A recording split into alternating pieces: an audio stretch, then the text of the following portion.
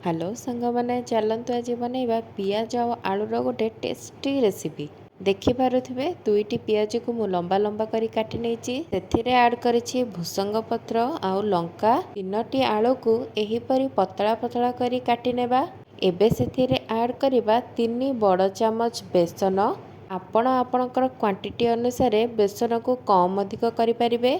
तापर ऐड करिबा कॉर्नफ्लावर 2 चामच, स्वाद अनुसार लूण। एथिरे सबुठु बेस्ट इंग्रेडिएंट होची चाउल गुंड, जहा फल पकोड़ी बहुत क्रिस्पी होता है।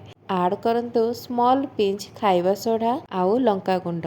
मते टिके रागुआ पसंद तो सेइथिपई मु बेसी लंका गुंड पकेइची। एहा परे भल भाबरे गोळेई अल्प अल्प पानी ऐड करी भल भाबरे गोटे मिश्रण सृष्टि करदिबा। शेषरे मु टेस्ट पे ऐड करिची धनिया पत्र।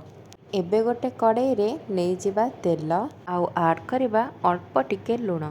देखिपारुथिबे मु पकोड़ी गुड़ी को छोट छोट करी पकेइदेली, जहा फल खाइबा को बहुत टेस्टी लगे। जदि आपण बेसी बड़ साइजर पकई देउथिबे ताहले भितर कंचा रहिजिवो और उपरु पोड़ी जीवो मध्य।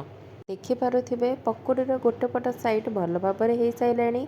एबे ताकू आउ गोटे पटकू उल्टेई पुणी भल भाबरे छाणी नेबा। प्रथमरु तेल रे लूण पकेइबार कारण हेउची पकोड़ी गुड़िक जेमती तले न लागि जाऊ आउ अल्प तेल सोक करू। देखिपारुथिबे पकोड़ीटे ब्राउन कलर हे भल भाबरे छाणी हे जाइछि। गोटे जगार काढ़ी नेबा। मु एठी टिश्यू पेपर यूज करिछि, जहा फल एक्स्ट्रा तेल सोक हे जिवो। सेही सेम प्रोसेस रे चलंतु बाकी पकोड़ी सबको छाणी नेबा। एथरक मु टिके बड़ साइज रखिछि। आपण माने देखिपारुथिबे पकोड़ीटी तेल रे पड़िला परे संगे संगे केते सुंदर भाबरे फुली जाउछि।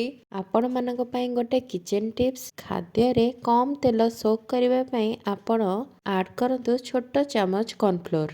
देखंतु मोर क्रिस्पी पियाज आलू पकोड़ी प्रस्तुत हो जाइछि। वीडियो भल लागिले लाइक टे करिवे।